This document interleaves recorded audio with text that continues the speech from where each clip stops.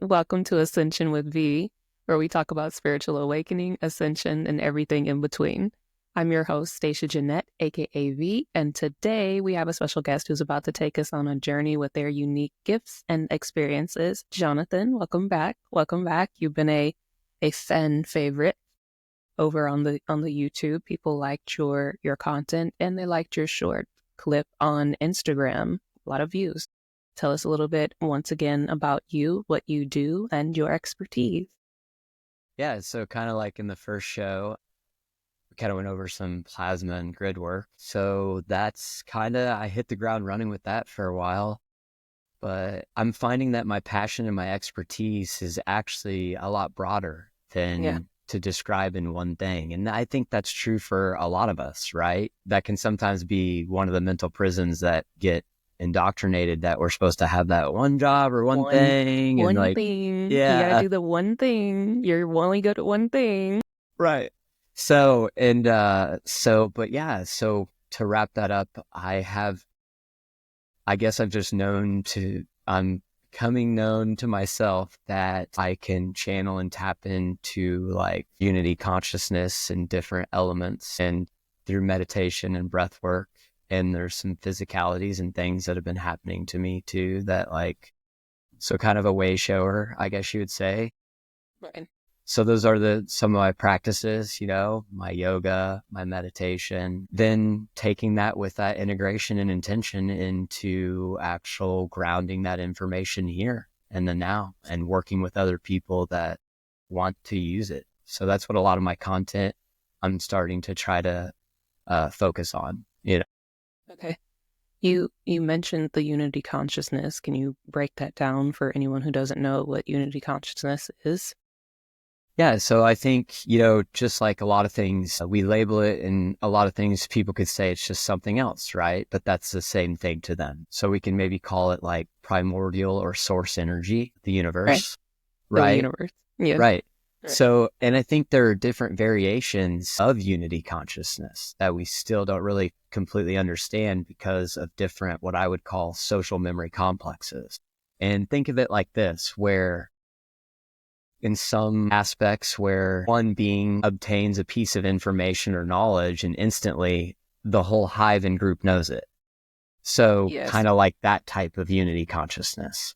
So for me, when I say channeling for myself into a form of unity consciousness, for me, what I feel like I'm tapping into is a high variation of that, like a high degree of that Right. frequency, really. And so source is what I often refer to it as well. Personally, for me, is like, and I've heard you yourself. God, source, universe. Right. So that could be another way of saying it. But yeah, meditating and getting into a certain state that you can tap into more of these higher frequencies of unity consciousness. Okay. When you meditate, do you feel like it's something where, because I feel like a lot of times people think that in order to meditate, you have to be like this super pro at being able to just sit and have a quiet time in your mind, or you have to do it a specific way. Do you feel that meditation is just one specific way, kind of like we talked about that one thing, or do you feel like there's different ways that people are able to meditate and attain a level of this theta state in order to be able to channel and flow and receive information? Yeah, so I think that representation is what the esoterics, kind of traditions would say is that's the Jacob's ladder. You're aligning your chakras energetically to be able to ground, but also be able to bridge with higher frequency and unity consciousness. So you're sitting in that space. Now, can you do that with a lot of other people around? Probably not. Yeah, like So the way I'm trying to answer your question is I think it's always individualistic to the soul, right? Because there's a lot of things with it, but it's just getting in a space where, because there's mindless meditation for me, and then there's real active and intentional meditation. So there's even kind of different forms where I spend a lot of time in thought by myself, Mhm. but doing very intentional things that are purposeful that I enjoy. Okay. And I feel like I'm in a meditative state then, right? Uh, Then I have my actual practicing that I do that's more of ritual. And I have variations of it where I have a daily ritual almost where I kind of get in a salt bath and I cleanse and I get in thought. And that helps me in the morning and I get in a little bit of just calm state. And then, every great once in a while, I'll do a 3-day fast and I'll do a heroic dose of a sacrament and I will like journal for days after that, of what I meditated, and I'll get in deep, deep breath work. And the few people that have seen me, I've often done all these things alone. And a lot of times I did it in the beginning, actually just by trial and error, trying to heal my trauma. Yeah. And, and that needs to be talked about because I think that's a Vital. part, right? Exactly. It's vital. It's vital. It's a recipe with meditation that actually comes, it's kind of like, it comes with it, right? Right. So, because no matter how good your upbringing is, you're going to have trauma.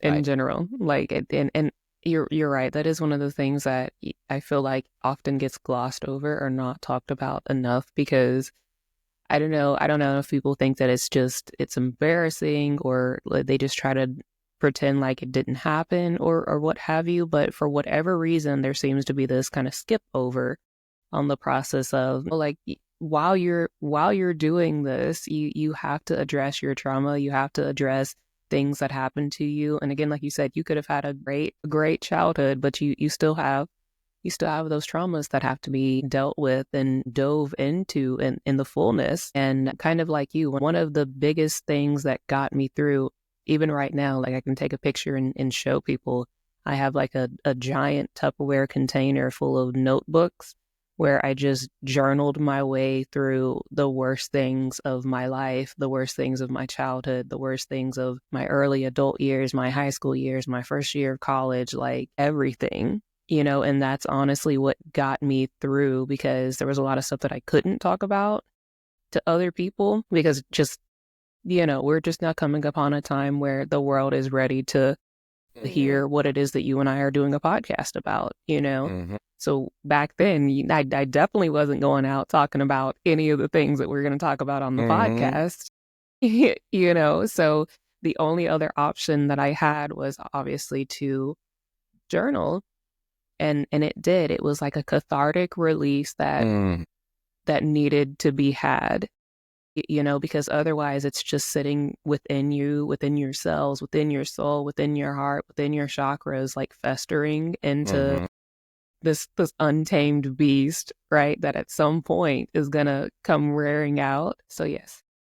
Yeah. And I think so for me, and my channeling's real close with source when you say meditation, that's our biology. Like he hid that stuff in us, the human design, and that's the breath, the logos, the in and the out. So however people meditatively get into that state for them to work on themselves or just go inward, right? You often find yourselves at those heavy meditative states. And I think a lot of scripture or esoteric things would say this, is that it's not the reflection of what you see outward, is just what you're thinking about and how you feel about Inside. That's it.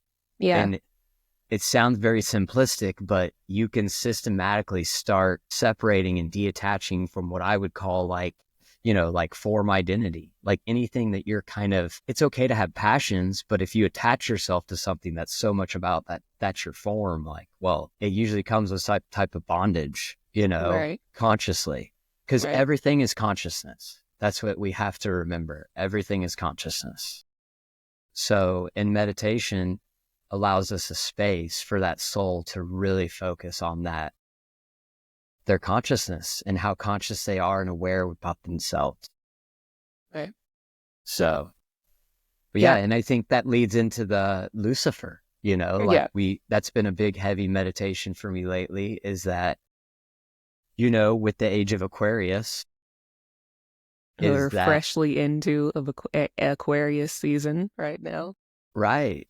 And, Lucifer, the archetype, is literally, from everything I've been able to see in the layered meaning, is it's just about the fragmentation out of enlightenment. But the fallen angel had to exist because you have to have that de-ascension to be able to climb the ladder back up. Exactly. So, right. So we have experienced the shadow. and we've experienced the shadow at a deep level. And some souls a little bit deeper than others, and that's not a hierarchy. It's just that's what it is. Right. Because you can't all exist in the same space. It doesn't No. work that way, you know? So, but yeah, that's a lot of what it is. And cool today is also, since we're talking about cosmology, all right? The alignment. Right. So at sunset tonight, we should be able to see all pretty much with the naked eye, the 6 planets, because we won't see Mercury. Right. So yeah, that'll be cool. And I was glad I was doing that on this day with you. I'm sharing that space with you. I know. I'm like the alignment. Yeah. Yeah. Wait, So, sorry, go ahead. no, go ahead. Yeah, I was just gonna say the thing about the fall. There was a podcast that I did by myself. I think I mentioned it to you like when we were doing a voice note about there was a clip that I got to show you.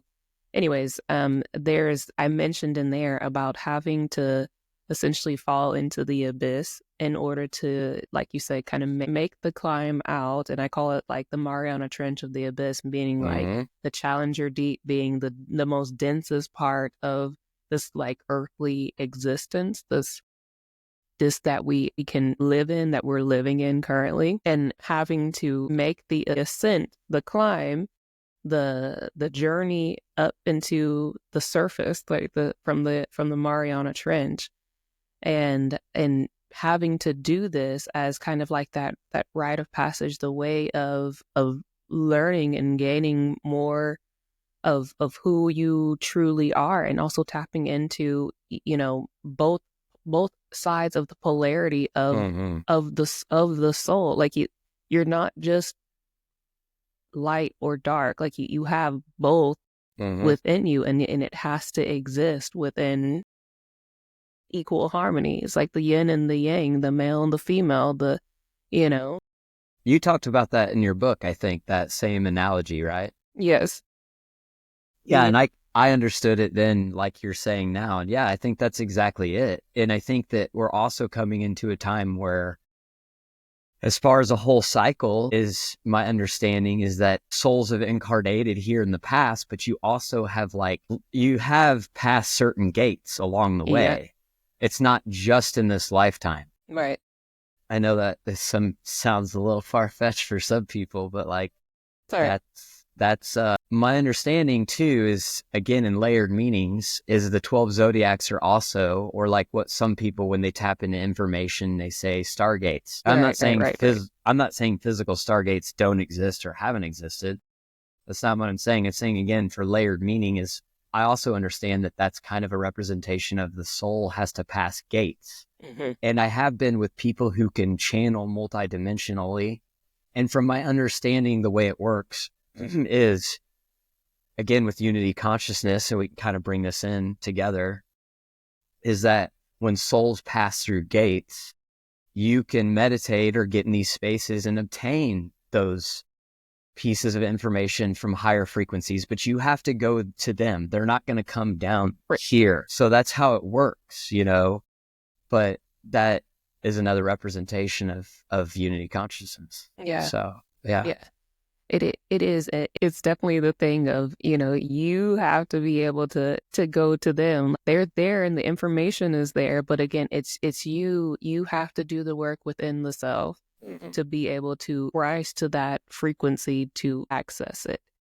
And that's a real thing. And that's where a lot of, again, like you can't, it's almost, I give the analogy of like, it's almost like, again, 2 analogies. If you're scuba diving, you can't get back to the surface with like a ton of cinder blocks attached to you. Like that's, they literally put, flotation devices to rise up or help you shoot up to the surface, or like a plane trying to take off. Like if it's overweight, it's not going to be cleared to take off because it's too heavy. Right. It's similarly, you have to have gotten rid of a lot of your dense and heavy baggage and trauma and things that are weighing you down, so that you too can rise up. And shit that weighed your family down. Facts, You literally got to carry that facts. shit The too. generational and ancestral trauma and curses, man, it's been a doozy. And a lot of the people that I have recently connected, I think I said this in my book as well about the generational and ancestral curses or whatever. But a lot of the people that I have connected with recently have been the curse breakers, the crusaders within our family, having to just plunge away and lead the way and take on that that role, that Right. that responsibility, because it is you that weight. Can I say it in a different expression? Yeah. So think of it in consciousness. So when a child is born, that consciousness is being formed by Right. whatever it's subjugated kind of to. But think of it as a collective consciousness in humanity. Like, we had to go through this. Our families Exactly. and Exactly. our ancestors had to kind of consciously, it had to be shaped and molded and formed. And now to where like shit, now we're like, we're programmed. Yeah. Now we're unevolving that attachment, right? And like you Yeah. said, that's what it is. And Yeah. that's where you start getting into the physicalities, if of things like DNA structures and these cycles of light and information that you can tap into. Yeah. So yeah, but So tell me about the light body. so I think it's very easy to just say it in simplistic terms. Is the universe has to be entropic and negentropic, right? It has to have chaos and order. Right. So frequency is our order. Everybody always goes back to that, but because that's what it is in a wave to particle duality, right? The two slit experiment shows us that. So just think of it octaves and scales and frequencies. And you have to be able to like clear all these energetic chakras because you are a plasma and energetic being. Being. You have to realign that and you literally become more light in essence and just in everything you kind of do, honestly. I don't know how really to explain that to people. That's, there's a purpose there for them that they have to like, again, that's your soul's journey, right? Right. But like, there's physicalities with it too, to where you legit become light body, like your bones become denser to a point that like are hard to break or impossible. Like you're actually recursive braiding your DNA structures from within because you're going within. That's what's funny about it too. Yeah. And clearing these and aligning yourself with your higher self, that higher octave, that higher resonance, that higher frequency. Again, you can name it 3 or 4 different things. But it's the And same. Yeah. right. And I think that's a lot of times for me when I see people on the internet or they're tapping into certain pieces of information, right? But then they make it that it has to be this way, like as far as that, it has to mean that. It's like, no, it can have 3 or 4 labels, but this is, so really the divine orchestration is that. And the story of the Ascended Masters is just that. You become light body, you become rainbow body, you can obtain different light codes. And those Yeah. light codes, because your DNA and the helixes, right? And if anybody hasn't read or seen the DNA phantom experiment, that's trippy, bro. They took DNA and put it in a vacuum and then took the DNA out, and the light representation, the protons, the structure, they could still pick it up on imaging for like up to 30 days after. So Wow. that shows us that like, there's a very big representation of light in our DNA. Right. And when you go within, you can literally rebraid that and you can obtain. And to me, my understanding is also this, that when you start these ascended master processes, there is an element that you can actually get in touch with the elements, Mm-hmm. with Mm-hmm. the physical nature of things Of around things. you. Exactly. Yeah. The ancients, I truly believe, you look at Machu Picchu, they manipulated matter consciously. Yeah. They devised it and they did it in certain ways energetically because everything's consciousness, Mm-hmm. everything.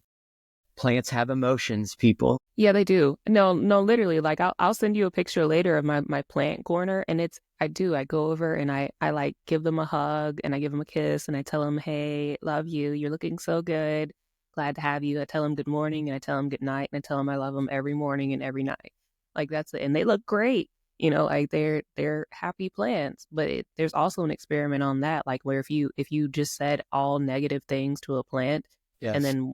then one, like you're saying all positive things and I love yous and like giving it, pats and things of this nature, like the one that you were all negative to died. Right. Like it's a real thing. Yeah. Yeah. And, and I will say, so kind of tying that in too with thoughts and how that has an effect on us physically. Yes. So at a higher octave, people would look at like the Yeshua story or Jesus, right? About he could do certain things, physically. But if you're out of balance, you don't have that ability. Right. The soul or that, because you're just a fine-tuned frequency of an overall scale. So like if you become unbalanced and you're not aligned, you can't do that. That's what is actually beautiful about that barrier, if you want to call it, where you can't start doing that. But it is progressionally, I think you're going to start to see people who represent that. And we've talked about that a little bit Right. and, it's okay for people to truly embody it. And if people find that information bothers them, they should probably lean into that, of Yeah. why that would bother them. Why? Yeah. So, I mean, that's definitely yeah, a call but that that, anything that triggers you, like, is definitely a call to like, you need to investigate this, but mm-hmm, really, go yeah. ahead. No, I was going to say, so that's when you saying the rainbow and light body, it's exactly those things. So, and you've talked about it and mentioned about doing the shadow work, and that's, Huge. you can't step out of enlightenment and then claim that you were always enlightened and always this way and then understand it fully. It Right. doesn't work that way. What? Like that, you, you didn't just wake up and you were like, look, I'm, I'm enlightened. Like, you, you have to, there's work that goes into this. It really is. The amount of people that really do that. There's a lot of people that do think that it's just, you just wake up and I'm this way. And if that is something that happened and I'm just not aware of it, then like, great and kudos to you. But for most of us, there's a lot of Yeah. deep, deep inner healing, a lot of shadow work that has to be done continually. I say it all the time. It's Yes. like Thank you. is rite of passage. Is that you will have checkpoints and frequent episodes of having to go within, introspect, analyze, heal, do shadow work, check in with the self. And God's source universe does this thing where it will test you to see, have you learned these lessons or are we gonna have to do it again? Like Mm-hmm. often, because again, it's like the rite of passage into that next higher octave, right? There's, like you said it earlier, there's barriers on higher octaves for this point. Like, You have to there's no have order. The universe has to correct, have order. It correct. can't You're not just be coming up there. consistently chaotic. That's what I'm saying. You can't come up in the higher octaves with some chaos and just acting. You know what I'm saying? Like Right. Right. And that's it's kind of what protects them. I mean, think for about it. real. It For protects real. them from our crazy ass. For real. No, for real. No, for real. That's a real thing. That is a real thing. Right. For real. Yes. Yes. But the cool thing is you can embrace it. And then, Yeah. like we were saying with Lucifer, so that is my understanding when they would talk about, if you look at the early context, he was talked about with the devil horns was actually a good thing because that meant you were becoming enlightened. And that was the balancing of the left and right hemisphere, the masculine, the feminine, the action, the integration, right? It's all those things. There's a lot of energy clearing, a lot of, trauma clearing, shadow work. And I like to say this too, what you said earlier about the ego is you're not trying to, a lot of these people, I'll just call them what it is. Sometimes I see it, spiritual woo-woos. It's about get rid of the ego, detach. No, make friends with your ego. Yeah, He's going to be there again and again and again and again. You just have to go, shit, that's my ego. No, not today. yes, exactly that. And that's okay. That Because for anybody to really sit here and say, well, I've never been egotistical, really? Let me see your social media account. No, for real. And that's what I'm talking about. Like when I tell people that like you have to I say these metaphorical like death of the ego things. It's the thing of getting out of that egotisticalism of this, exactly that example where people are like, oh, I'm not egotistical, like, but Mm-hmm. let me see though. That part of you that feels the need to have to do the quote unquote egotistical things all the time for clout or for whatever the case, Validation. about that validation. That's the part where we're saying there's these frequent moments where the God source universe will put you in the corner and say, like, we need to have a death of the ego moment. You need to do some shadow work. Why you acting like this? Like Right. why you feel like you need to do this? And that's an ongoing thing. Always. Always, always, But always. think about it this way. At some point, the ego actually protects people. It does. Because if you are grow up in a situation where you're put in a situation where your ego is the only thing that actually physically protects you, Yeah. it can be there for that reason. Right. Right. Right. And so that's where you do have to say it has its purpose, It does. at least at some level. Level. Yeah. Right. Yeah. So, but I also say that about like the shadow, because people are like, oh no, your dark side or your shadow side, like it's just all bad. I'm like, no man, like your shadow self is literally what protects you a lot of times. Like, and it has a lot of your hidden aspects, a lot of your hidden talents, a lot of your hidden gifts and abilities, like a lot of really great things hide within there's like a lot of untapped potential lies within your shadow self. But like that first part, that top part, when you open the Pandora's box of your shadow self, is usually all the shit that you tried to not deal with your entire life. And so like that's the dark night of the soul, that's right? that That's what exactly. people talk about when they Yeah, say, yeah, the dark night. Yeah, and that's you can that. have several of them. And one thing I want to say too, why I'm thinking about it real quick, V, is, and I'm not going to name names, but there are certain people out there that I follow and I respect their work because they've done very, very good. But in my understanding, they still get it wrong, where they think that you have to be in these total love states Yo, and compassion states to have like this energy clearing or this recursive braiding of the DNA. That is not true. I've it's had it not where it. I've had very like, in the moment, like very not, I don't want to say rage or anger, but like just very more like it woke me up to something that was Mm-hmm. there my entire life that I Right. didn't know. And I was so depressed and upset about it, but it taught me and it cleared something, but it Exactly. wasn't a state of bliss for myself Right. necessarily, Yes. so Yes. And it's a part of, I also feel like it's like, and again, I know there are certain beings that I have come in contact with where like that's their beings makeup, is they are just inherently like just very pleasant, happy all the time, like that. Like it's no frills, no fluff. That's just them. But even they get pissed off. Like so I'm like, you know what I mean? How is the being that's known to be that way? Like that's just their that's how they are all the time. Like even they are like, now this shit's about to piss me off. You know what I mean? Like it's about honoring the emotions, and I just yes, that's why you're human. You get to right. experience emotion. Like that's why souls sign up and there's like billions Yes. of them are like, yeah, I'd like to go emotionally feel shit. Like, yeah, Yeah. Yeah. I know I might fall asleep and wake up and my consciousness is stuck there, but let's give it a shot. But that's fine. Yeah. That's That's fine. literally what it is. Sign me up. Yeah, exactly.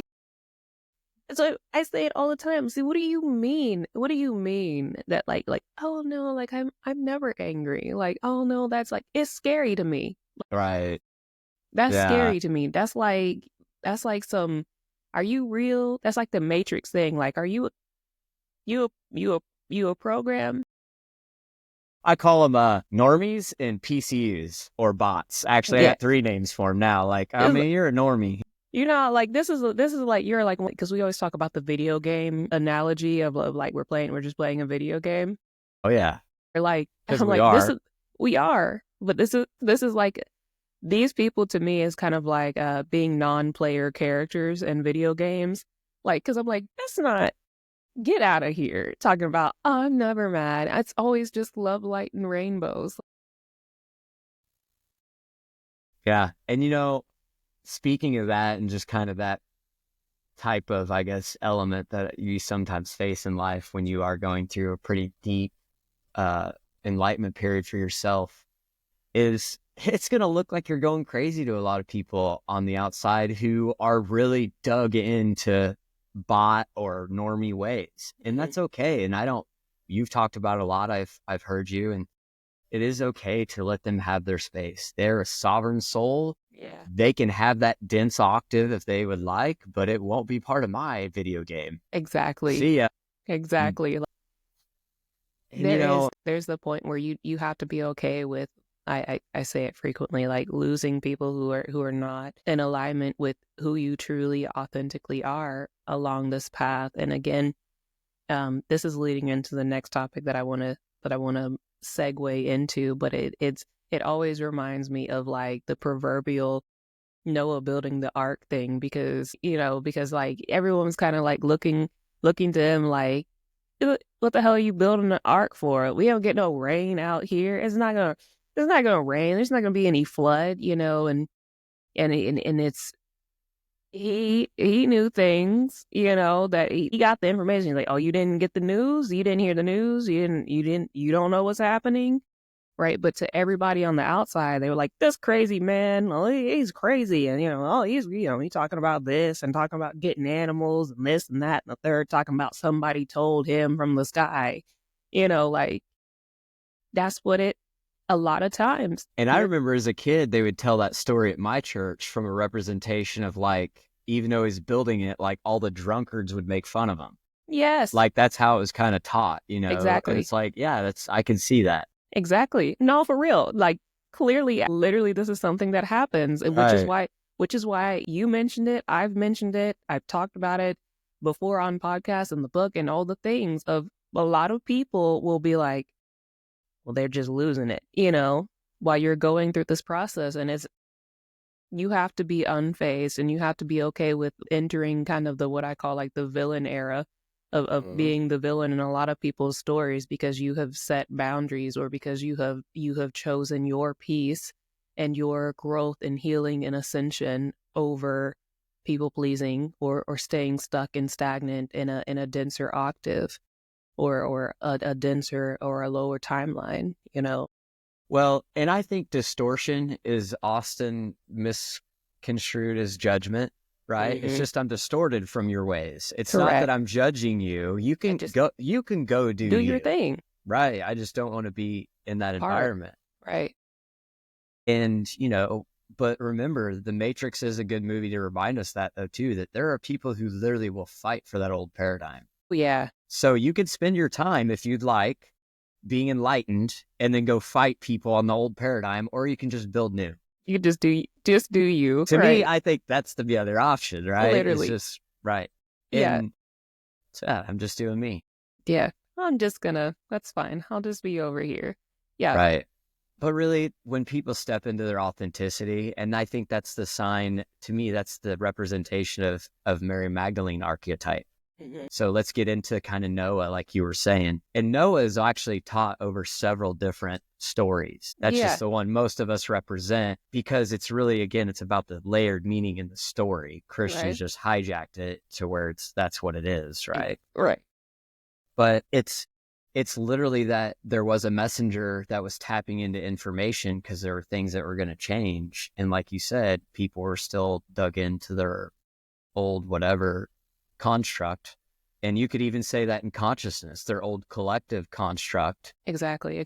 And Noah and them were the people who, in some civilizations, they depicted the story that somebody came in on the boat after the Great Flood and brought them enlightenment to their area. So it's also a reflection of the ripple after that has also been talked about. But to me, that's the whole encompassing thing of the Noah story. And okay, so for me and my understanding and my meditations is that you are seeing that now.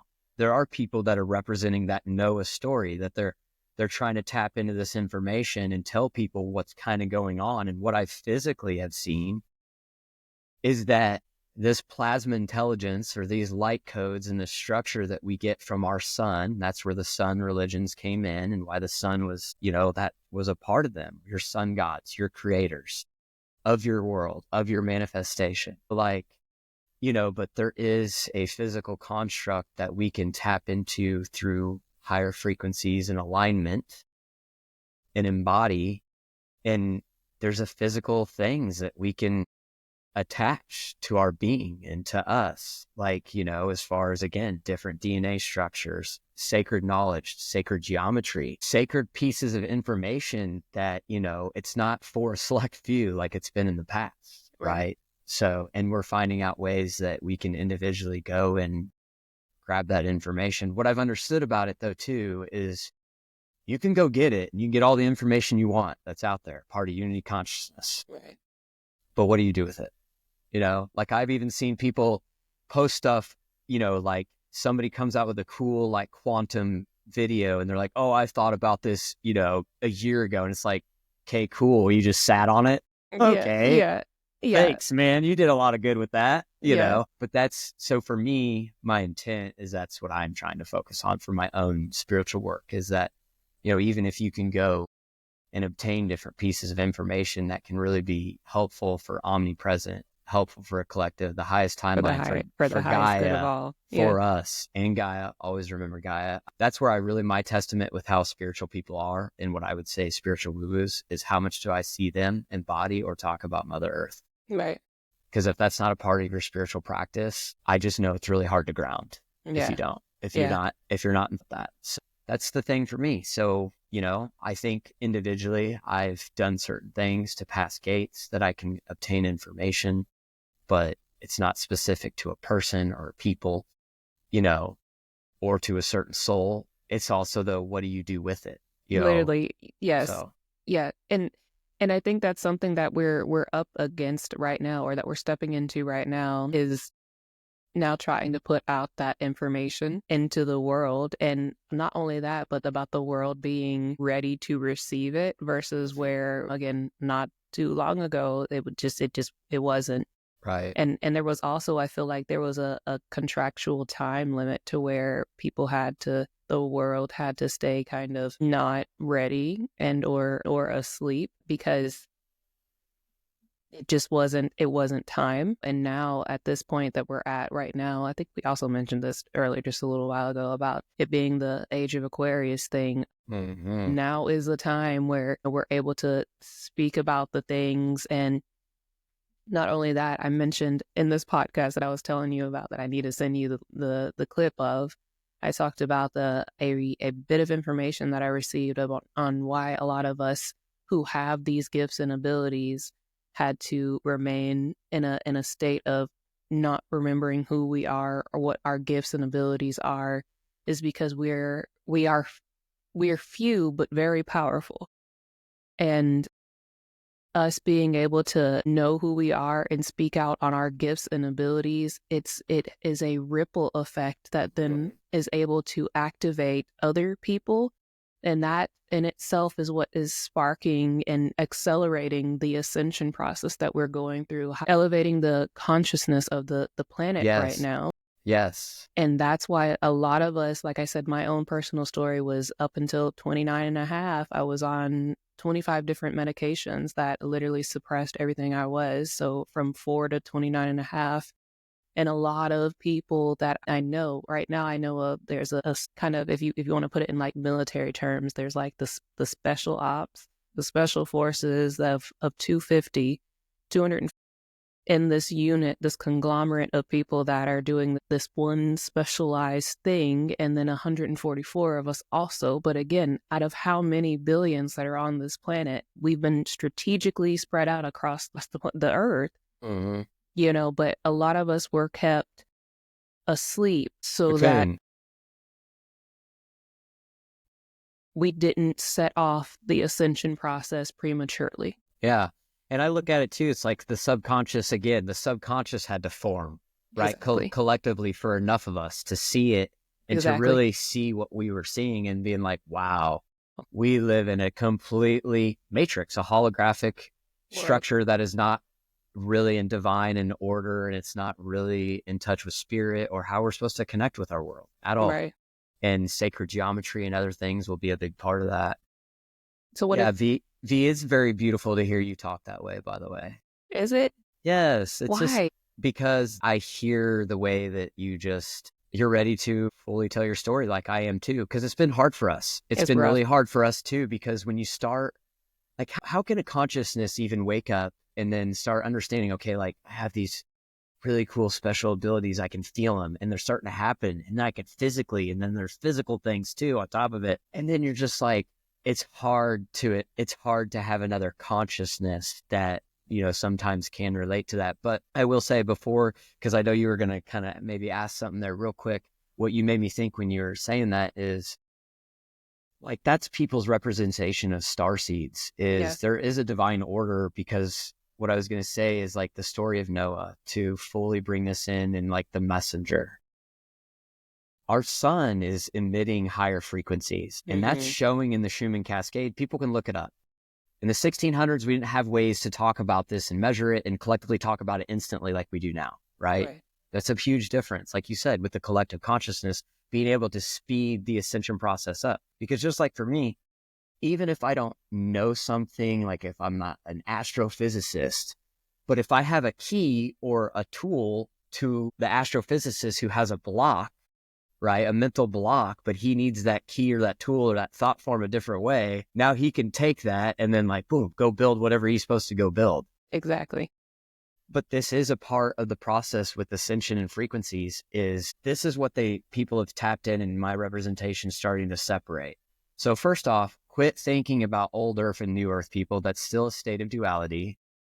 There's multiple parallel realities, and there's multiple potentiality timelines and convergences you can go to, but there is a frequency change. Right. So you are also, through thought and intention and things that you say you're doing and grounding that information collectively, you're literally changing that electromagnetism of Earth's resident like baseline. That baseline frequency is shifting, but you're shifting with it. Does that Exactly. make, Right. so now you're able to obtain that other light information and ground it and shift with that environment towards that higher timeline in a physical construct. And that's why to me, when people say like floating cities, or they think about like first contact, you have to go to them. They're not just Right. going to show up at and anybody who thinks Ding that the dong. Galactic Federation is talking to President Trump, like, Ding dong. God dang, man, I got a bridge to sell you. Like, seriously, get out of here with that. People post that stuff and they think it's real. And I'm like, God dang. Ain't no aliens talking to President Trump about something and no, He said, "Ain't no aliens talking." they're not parking their spaceship on the White House No, lawn, not people. parking the Like, that's not spaceship. how it works. Not parking the spaceship, though. Think of it like this. You have to get to a frequency that you can go visit the fan that's up top. But right now Exactly. there are people who don't even know the fan exists. And that's just really what it is about. So, but yeah, sorry. I just wanted the whole Noah thing, but I've legit seen people that like on these heavy Schumann days, their consciousness, like they're like, man, they're going through like, and at a cosmological scale, my understanding is that, like you said, and you hinted on, that process and what we're seeing, the speed at which we're seeing it is not done very often. Right. So starseeds and souls are dropped with an understanding, knowing that enough of them will wake up within a certain time frame, Time if you frame. want to call it. Yes, because it's not a guarantee that you will wake up. They can't guarantee a sovereign soul and Yeah. free will just Yeah. go wake up. But they do know enough of us with our monadic expression, is what I call it. And that's like what your soul spark is really like here to embody. They know enough of us will. Like, we should embody what we're supposed to, because that's who we are. Right. So yeah. So the thing that I was going to ask is, you touched on the sacred geometry. What is the sacred geometry?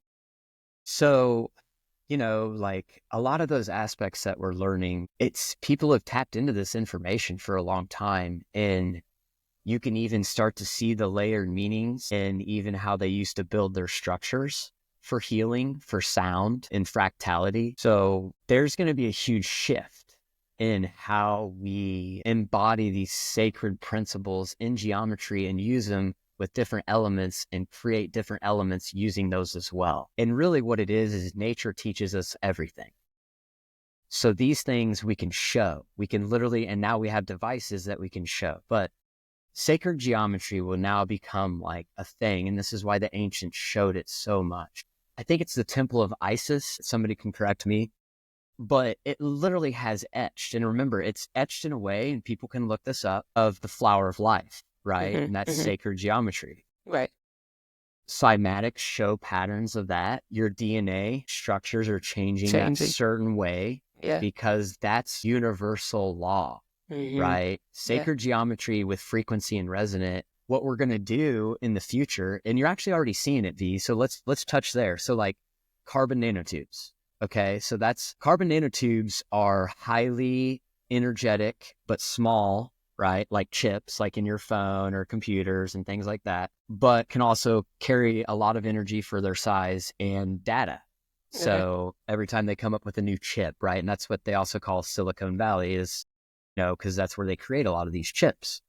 So if you take that process and we use what we call like Archimedean solids or different structures, and we try to create with different elements at the same time, we're basically going to re-tap into what the ancients would kind of use with crystal technology and lattice structures, because people do know that crystals can hold energy, right?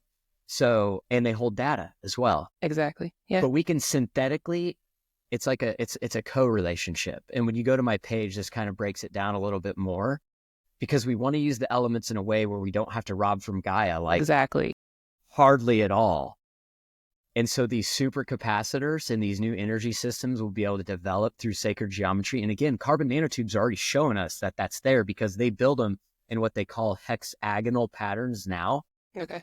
But theirs are limited. Let's put it that way. The way they're using it, it's kind of like it's still stuck in like a dualistic expression. It's just when we can use science and sacred geometry and wave harmonics and different mediums and things, like we're going to be able to show with what they call deep molecular potential dynamics and these deep learning machines with AI on how to build these things in what you would say like a lattice structure in sacred geometric patterns. And when we do that, say it like this, like we could create a small battery device that literally powers your entire car for 50 years.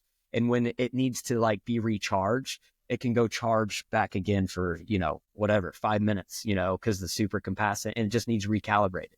So when you think about energy scales and that, it's very expansive, but the science they're already showing, the groundwork is already there. We just have to now institute sacred geometry into a way of our life, because that's the ancients did show us, even simplistic too.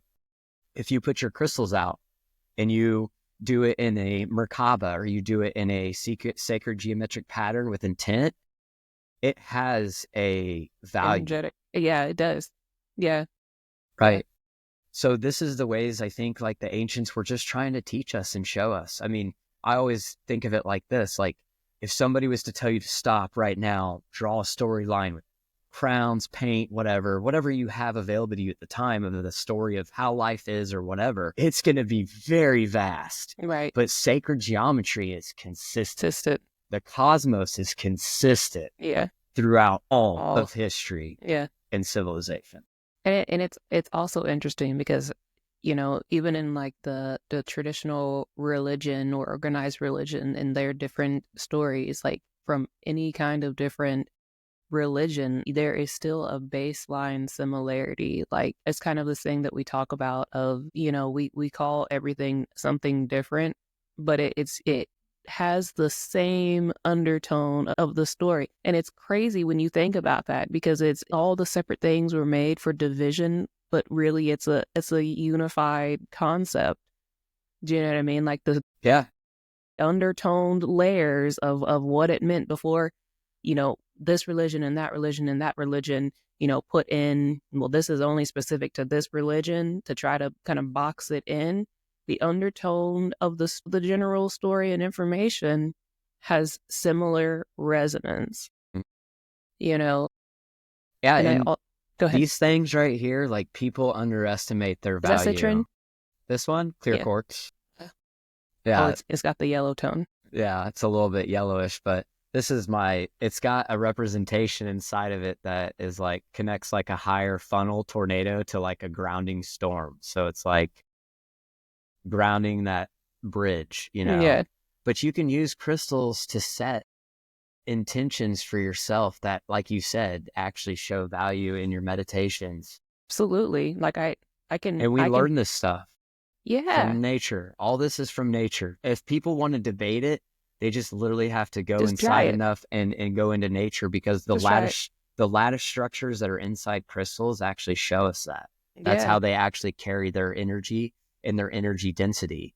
But now we can take that and we can actually go co-create with the elements of Mother Earth. And actually, from some of my research I've been doing about that in the sacred geometry, is that we'll be able to use it and actually create new elements. Like hydrocarbons will be like more of like kind of when people have said that they've tapped into these things of like it was organic but also mechanical, like it was something mechanical but also sentient. Does that make sense? yeah, So like Bob Lazar would always come out and say that the UFOs that he played with and worked on, you know, were of this nature. There are other people too that, have kind of tapped into that same information. That basically, think of it like this: like the walls of your spaceship are like they're organic but also synthetic at the right, same time. right.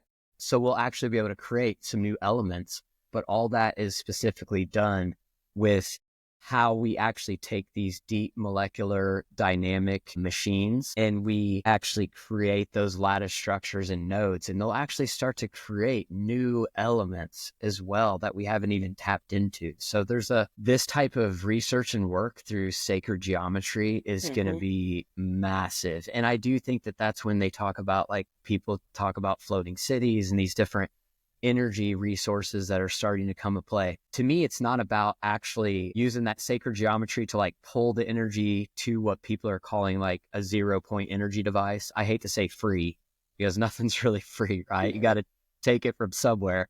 Right. But like where they actually capture the ionosphere and they're capturing that charge, you know. My work and what the sacred geometric stuff that I want to say is more in like what they call like supercapacitors or like energy storage devices and transferring devices. Because for AI at a high quantum scale, in my understanding, for it to Hmm. operate, it has to have an enormous amount of speed and data receptivity. So like a neural network. So think of it like a neural network, just like your brain, Right. that is just, crazy expansive and fast. And the machines and the ways we do that now are they're archaic. They're very primitive and slow because of the geometry we use inside of them.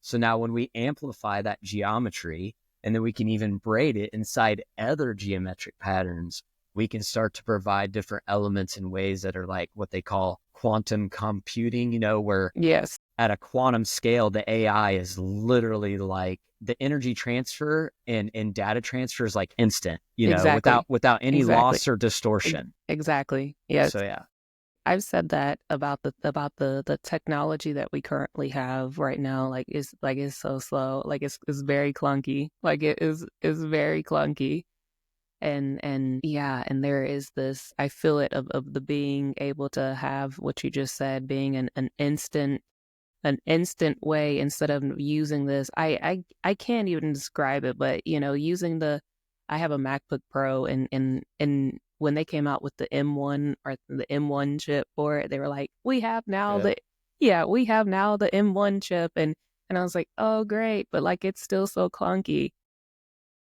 It yeah, just, yeah, like it's still so clunky, because it's like a part of me knows and feels like this is nowhere near, you yeah. know. And to me, that's what ties in the Gnostics. Mm. Like if people want to look up, gnosis is just Greek for information. Right. And that's what they want. And I'm not trying to get like all conspiracy, but there is people on earth, or have been and are, that they just want to keep that information for To themselves. So themselves.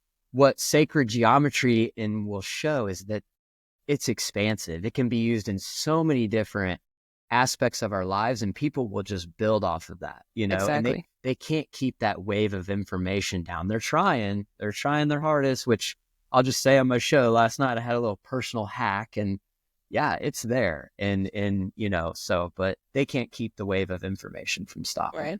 Right. So, and that's truly what liberates us. But we have to do the work.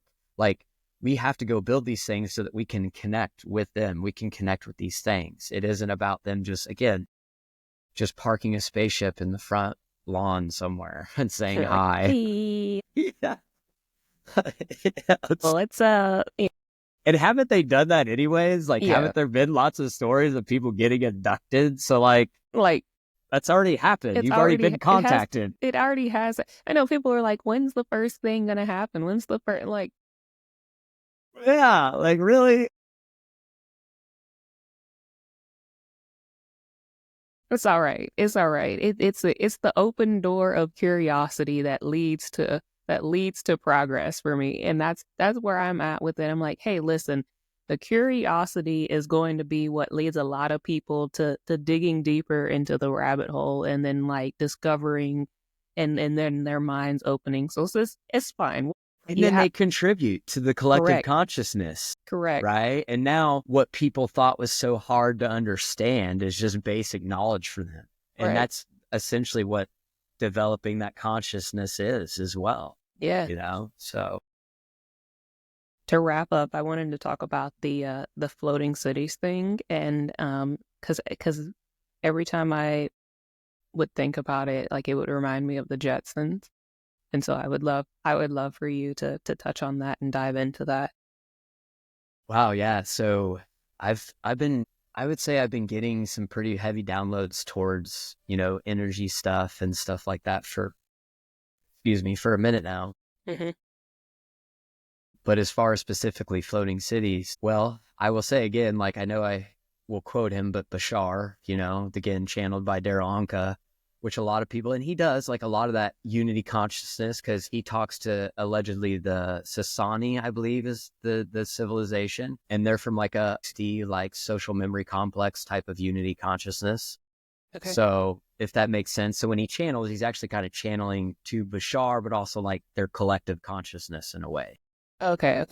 But he even talked about a representation that like offshore, you'll start to see like these elements. To me, I think what people are essentially just tapping into is that, yes, floating cities are going to be something that we built, right? And that certain ascended people can be there and cohabitate. Does that make sense? But Yeah. if you're still eating, I just call it what it is. If you're still just doing low vibrational things, that's not going to be an option for you. You For may you. not even see it. You right. Look, and this is literally, I've been saying again, I say it to you frequently, like you have the scientific verbiage for the things that I see and receive, and I'm like, I don't know what to call this in a scientific term, but I give like the easily relatable examples, and the easily relatable examples that I got of it was it's literally like the Flintstones and the Jetsons. Yeah.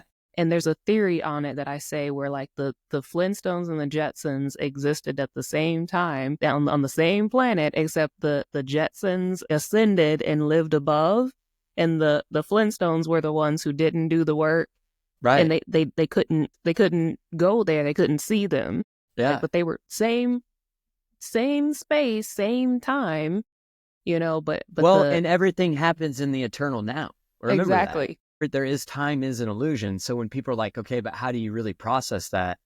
It's hard to separate from it is right. that it's been taught to you since, and so have grace with yourself. Exactly, like It's a hard one it's to hard. detach from. It's hard. But if everything's happening in that now, then the Jetsons and Flintstones have always been in the now. It's just their collective consciousness separated for enough. So think of it like the Mayans. Right. Like they're a legit mainstream scientist that say that mainstream science says that the Mayans just all decided as a civilization to go back into the jungle. Like, bro, come on. You think I live near Kansas City? Like, Yeah, like you think all of Kansas City just all decided, like, yeah, dude, we're all going to go back to the so let's jungle all all on the same day. Let's go. let's go. Like, We and planned it. everybody. We all planned it together. Like, so we're gonna do a walkout and just not come back. Like, No, they're the Jetsons. They're the right, Jetsons. They right, they collectively knew how to ascend, and right. it rose their frequency, and there was enough of them. And this is where I think about like nature teaches us everything, that I call it the hive mentality, but like in a different way, because a lot of people think of groupthink and hive mentality, but it's more about like the scouting bees. Like for the next season, I've learned that there's a certain select number of scouting bees in a hive that will go out and they scout for the next, season's area. Area. And it's Exactly. like the perfect sunlight, humidity. It's got to be all these Yes. things. But Yes. once one of them consciously like knows it through frequency, they all like They all come. instantaneously, and they can go up to like 60 miles away from each other. It's like Yeah. insane. Yeah. But again, it teaches us that, right? And that's the Jetsons and Flintstones, man. We're in a reality where now we have phones and microphones, and I can connect with somebody in Japan today later if I want to actually see what's going on in Right. Japan. 1800s, you just told me on a piece of paper, oh, that's what's happening in Japan. Oh, okay, that's what's happening, and Right. set. Right. But like, so embody that era. And I know it's hard. I will say for me, it is hard because I've always been really good with technology. Like Hmm. it's never been like something that like, I want to say like controlled my life. I wasn't heavily invested in it, like Exactly. things with technology. But now for me, like that's actually a huge way that I connect with people, because there's so many bots and normies. I can't go out of my house that often anymore. Yeah, it is like it's difficult to find. Like I said, we're all very much very strategically spread out across the planet. So like it's difficult to find like your people in your physical location. I mean, like the technology part of that has been a huge component for a lot of us to be able to lock in. Yeah.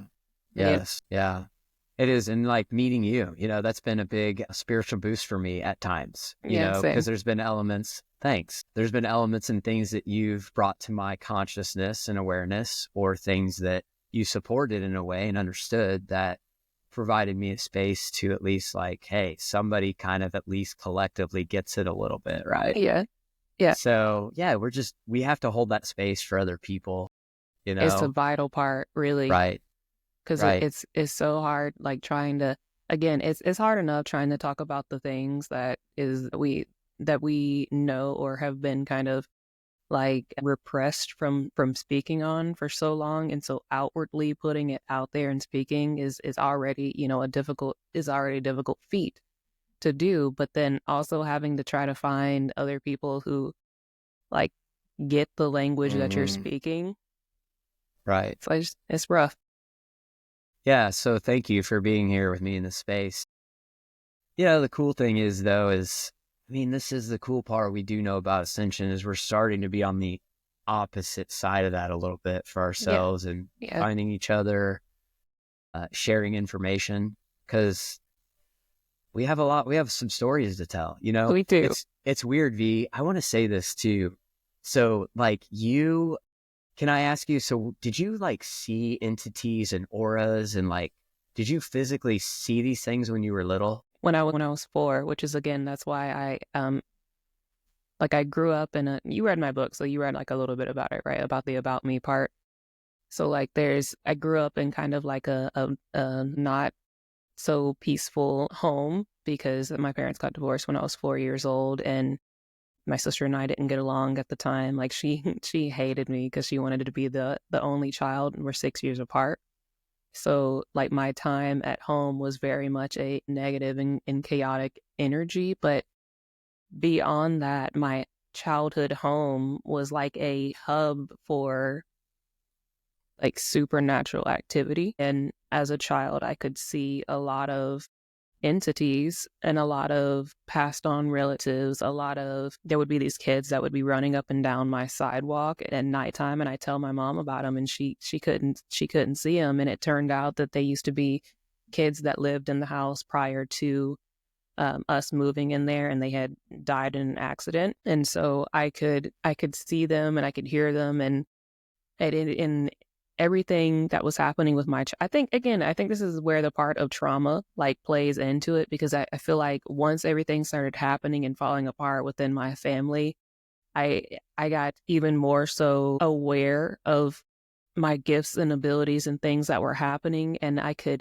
have like foresight and speaking out on some of the things that I could see that were coming, that were going to happen to my family, to my teacher, is kind of what kind of effed me one time, because, ripple effect. And then they were like, well, your child needs to be on, medication. And then that's where that happened. Because when you speak out talking about, like, and it's not even like I was saying crazy things, but it was the fact that I was saying stuff and then it would happen. And then talking about these are the terrible things that are going to happen in my family. And then, like, the teacher was like, well, your child shouldn't be experiencing that kind of thing. They shouldn't be having this kind of thoughts. And then, like, the school psychiatrist being like, or the counselor being like, well, she needs to see a psychiatrist. And then that's how we got there. So from, like I said, from 4 to 29 and a half.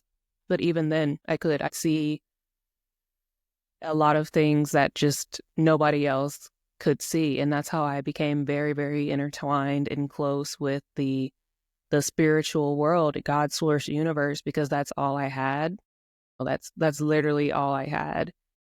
And, I told you about that also, and you you and I had a moment of giggle of my birth story, of coming in with the umbilical Hmm. cord wrapped around my neck, and that kind of being a thing that I feel like really set the tone, because I wasn't breathing for 7 minutes, and Can literally I my say mom, something go ahead. about that? So, Yeah, like we had talked about, I met another person, and it's weird because, like, and the reason I asked that is also because, like, my partner, Chelsea, and like some of the people I've been coming across with, again, because of frequency and attraction, when exactly. there's been space, people like yourself who've had this gift, and man, I have an extreme amount of compassion. You guys had to deal with that at a young age. And when you talked about it, you were just treated as crazy. So think about the consciousness that you had to literally like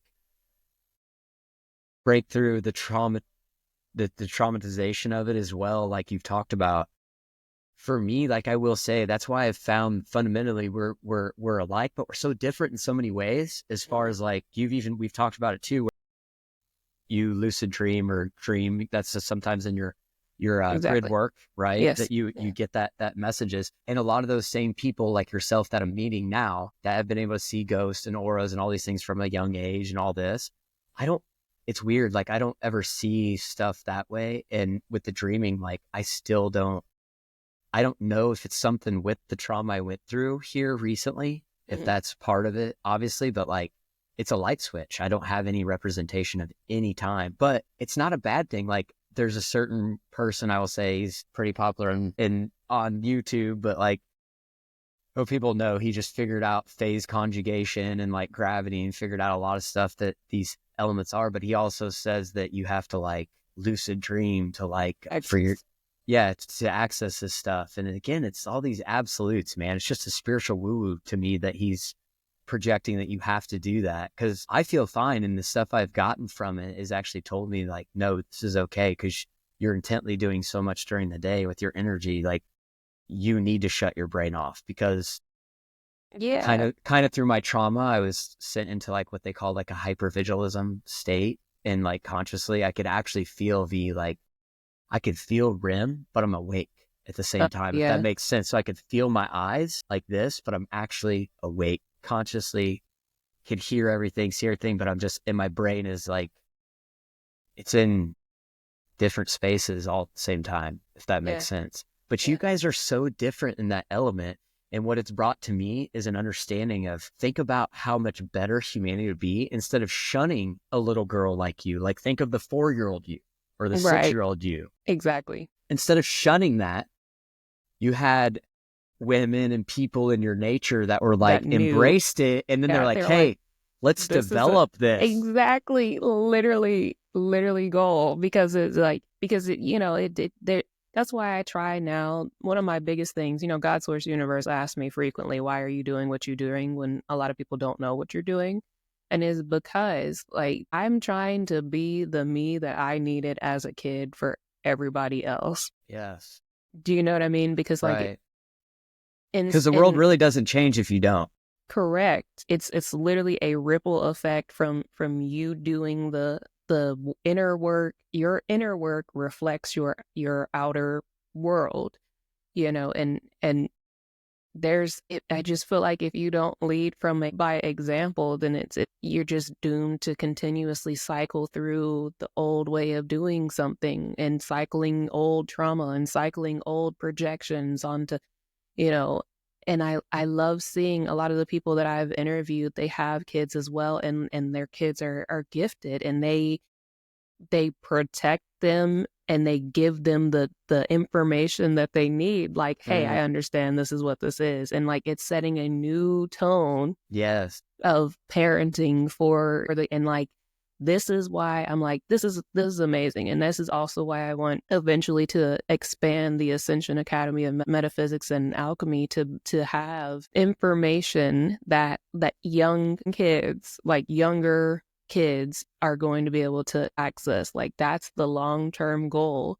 So that it's just an archive of information, tutorials, and videos that kids can access, or their parents can let their... Bro, this is all of our collective enlightenment. Exactly. Because just what you're talking about, so I have a deep passion for myself because I've had a hard time communicating with people.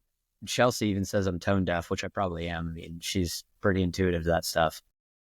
So yeah, I don't even know the volume of my own voice sometimes, and people are like, bro, you're like screaming. I'm like, no, I'm just talking, you know? Yeah. And some people I've been meeting lately, they've had those similar struggles, right? Or communicating or language, or even some of the people I've met lately, dyslexia and things like that, right? Yeah. It gives them another challenge. So autism and working with children, like Exactly. what I would call is a scale of neurodivergence. Exactly. Right? Yes. Yes. So like what I've been trying to work on is actually basically using sound for them to develop a language, because they can actually, they're showing that autistic kids can really start formulating sound and keynotes, right? And then we can start obtaining a language structure, and then two freaking autistic kids could actually have a conversation through sound. You know, like, exactly. So it's just, to me, like, I know sound's going to have a lot of things. And again, this is multi-purposeful for me. Like I said, instead of just focusing on one thing, that is another passion of mine, because like you said, if we don't focus on the children, and not just your own children, it takes a village. It takes a village. Yeah. And I don't even have kids, and this is a passion to me. Like, right. Yeah. I'm like, yeah. And that's great, V. Like I have to sit with that, but that compassion towards people like you that have had to literally like put a part of your abilities and your talents and really a part of who you just solely are meant to be. And to me, I just didn't even know those things really existed. And it may sound weird for people, but like, I would say for me, like, I must be like on a pretty fast track, but I didn't mean to do it because I was looking for it. Like, same with you. I just had so many traumatic things happen in my life. And then when I went through this really recent big traumatic period, excuse me, it really made me just develop these certain things inside myself, and then tapping into this information. But like for me, I'm pretty sure like I've had like 7 Kundalinis in the last 18 months, and like 3 or 4 what people would call like Satoris. And that's where a Satori is, I just know it's an Eastern expression of like, it's like when Tesla would have his aha moment, or, you know, a philosopher would have their aha moment in their work. So again, it's people can tap into that information. And to me, that's where I try to focus too, is that's another element that people don't talk about, is I guess what I should say is consciously they get focused so much on their energy work and alignment, which that's all great. I'm not saying that isn't, but like you said, being purposeful and stuff with children is a passion of yours. We can start to have these Satoris, sacred geometry or whatever, and bring it back to where our whole world, med beds, that's where people talk about med beds, because what I'm conceptualizing and working on with that too is different cold mediums and sound harmonics that, with what they call now, people can, it's phototherapy. It's called PTT. Forgot the last one. Sorry. But where basically they're showing that not inside the human body, but outside of it, they can still attack cancer cells, but they haven't quite formulated it with light and sound, wave harmonics or wave generators that can kill the cancer cells without harming and causing too much inflammation in the surrounding tissue or cells. So once we're able to start bridging that, we will again have that. but I don't think people can just sit around and be like, oh, I'll just wait for a med bed and get fit. Yeah,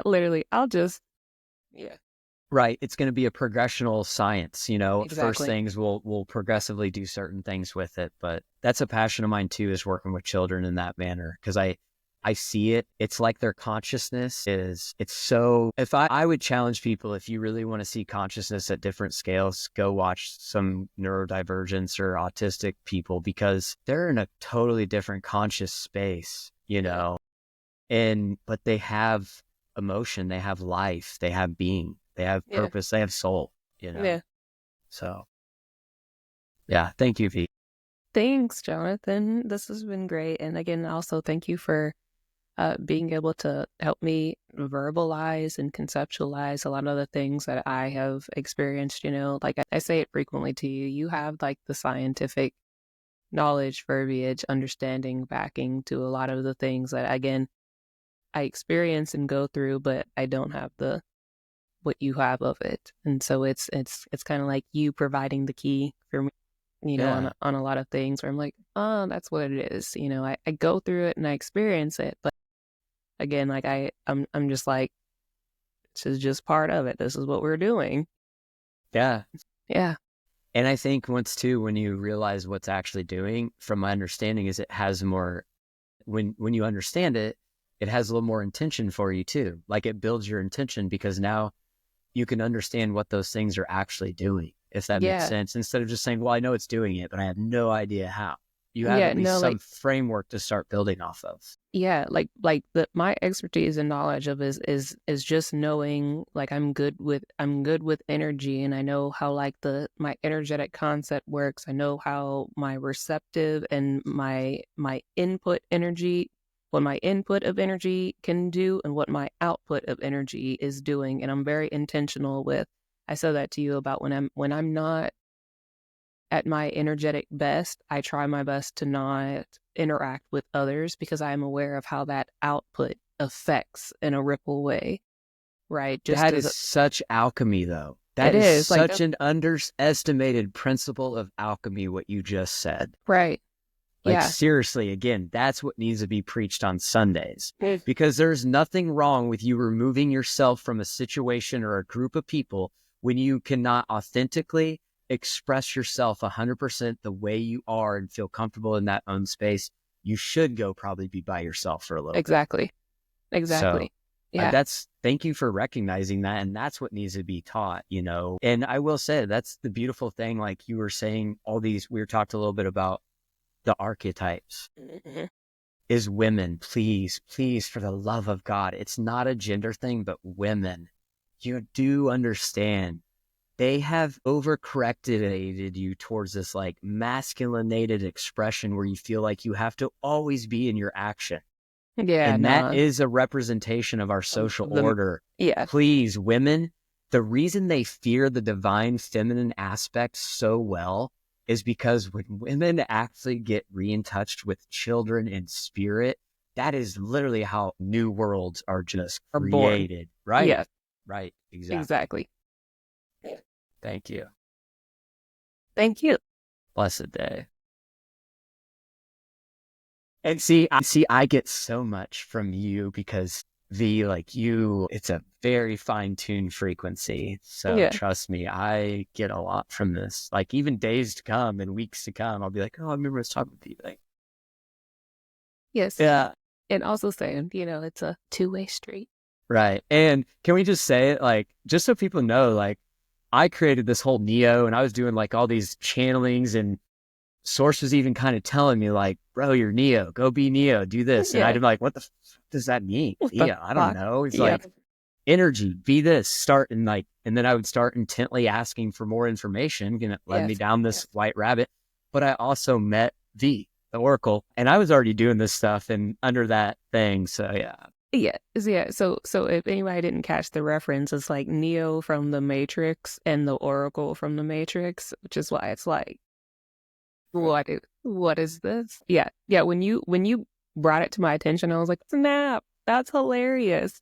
Because literally, again, like I just, for whatever reason, it didn't hit me, and then when you said it, I was like, And think about it. Like a lot of times you could just say, like, we just talk about, does the spoon exist? Can we bend it? Can we What bend it? what is this thing? What is the spoon? Right. Right. I mean, Yes. it's consciousness. Yes. So Yes. manifestation. So Yes. At its yeah. best. Right. And you know what's awesome? Thank you for saying, I will say, I want to put this on record. I am no expert on a lot of these things. I Right. mean, I am learning As we go. as fast as I can go, but Yeah. the things I'm understanding and the science that's there, you are right. Like they're already somewhat quasi doing it, you know, it's Right. just taking that and forming it and then expanding it to Yes. whoever's ready for it. Ready. Yes. Right. Yeah. So yes. And people are ready. They are. They're ready to Yeah. connect. There's some Yeah. people that have been in their cocoon for a while. Yeah. And now they're kind of like I said, we always go back to the Wizard of Oz thing of like looking behind the curtain, like, hey, Yes. there's something, there's, But thank you for providing that space yeah, because Ascension with V, that gives people that space. Like you do. I hope you realize that from me to you is that you're giving people a space to explore that. thank you. So thank you. Okay, this has been awesome. And if you have any closing remarks, and again, I'll have your socials linked. Is there anything that you want to talk about or close out on for the people? Yeah, you know, something I didn't really get to talk about that I really truly think can help people is through this ascension process, I've seen it physically. You're purging. Mm-hmm. Let yourself purge. There's a lot of ways that can be done physically, metaphysically, spiritually, heavy metals, all these things that you've attached yourself to, any of these things that are form identity, like literally just release it. Let it Yeah, purge. yeah. And you will be a better light body or rainbow version of yourself. And that's all I could really say at the end is blessed to everybody that joins on that journey. But, you know, it has a lot of rewards. Yeah. Thank you so much for being here and sharing your time and energy with us and your knowledge and expertise and all the things. Thank you for having me. Of course. Truthfully, thank you. All right. All right, guys. See you on the next